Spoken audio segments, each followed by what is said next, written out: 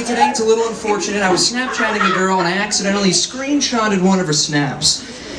Oof. But the only unfortunate part was that the only part of her body that was in the snap was her feet. And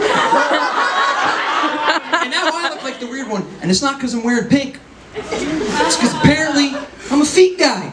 That is not the rumor I want to be started about me. No, no. Someone once tried to start a rumor about me that I wear windbreakers during sex. That one I was okay with. That is a reputation I can keep. My friend came up to me and said, Max, there's a rumor going on about you.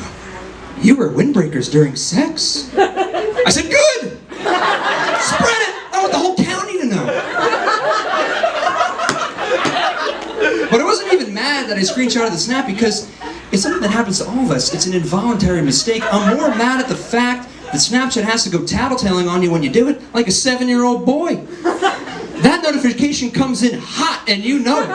You've got no time to react. As soon as your thumb slips, Snapchat goes, he did it! He did it! He's the feet guy, you fucking weirdo. What you do on social media really does say a lot about who you are. Because your social media is really the first place that people get to judge you. If they don't know you, that's where they're looking. Hey, I don't know this guy. What's his Facebook? What's his Instagram? Can you send me his Snapchat? Your bio is the first thing that people get to read about you. So don't make it anything stupid.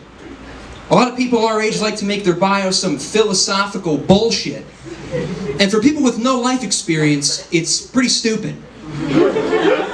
Ever notice how it's the people with the most degenerate social media who have the most philosophical bio? They really want their users to learn something. You'll see something like, feel the fear and do it anyway.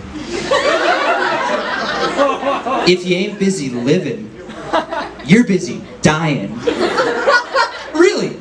The last thing you posted was a video of you grinding on a Hooters waitress with your parents looking right at you in the eyes. And you're gonna tell me that everything happens for a reason?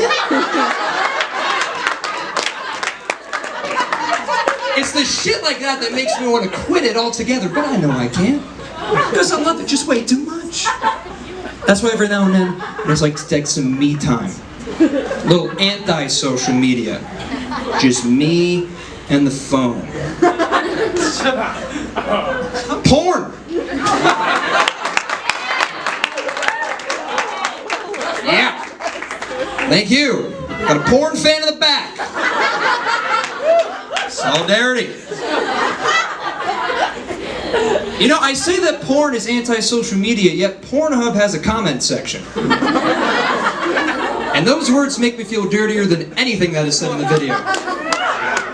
But the worst part is that I can almost hear the voice of the guy who's writing the comment. And then I feel like he's in the room with me. I'll finally find the perfect video, I'll get relaxed, and then all of a sudden at the bottom of my screen I'll see, you know what? You're probably good to talk less. I wouldn't waste your time on this one. As if he's expecting me to go, wow, thanks ass lover 6969. You've saved me a tremendous amount of time and effort. God, no! We're moving backwards, people. This is the stuff we're not supposed to do. You ever stop and notice how we are declining as a people, mentally? You ever see something and you go, wow, this will not help our advancement as a species. You ever been to a sports game and they had a t-shirt toss? We're fucked, people. We will not be achieving the upper echelons of our existence if adults are willing to demolish a child for a XXL t-shirt that they know will never fit. That is a nightshirt for all of his existence. I have seen grown men hop over 4 rows of seats like a gazelle to snatch a t-shirt out of a child's hand. At what cost?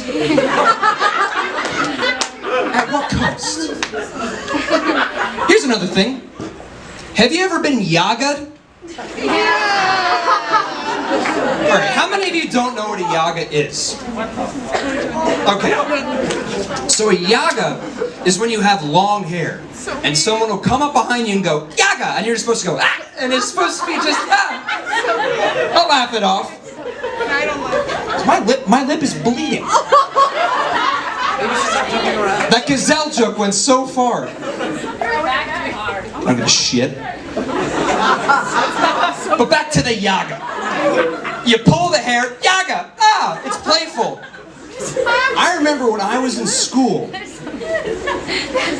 it was getting to be a little bit of an issue.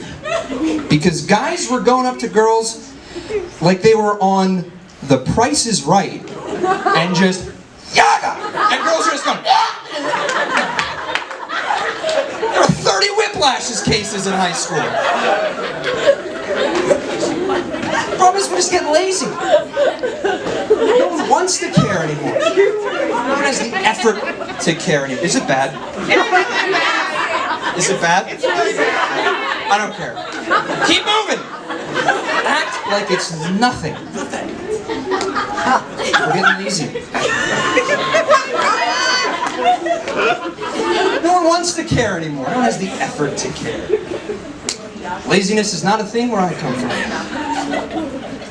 I was born and I was told, never be lazy, by my father. My father's not a lazy guy. My dad likes things to get done very early. And some of it creeps me out a little bit. I won't lie. My dad just turned 54, and he just started planning his own funeral. And I don't know if he's doing some Jimmy Hoffa bullshit, but the guy's starting to creep me out a little bit. But he's been having some problems, because he is, and I am, Jewish. If I'm me, he's the, lifts the Torah from the knees kind of guy. And Jews can't be cremated. It's somewhere written in law that Jews cannot be cremated. I don't know why, don't ask, we just can't.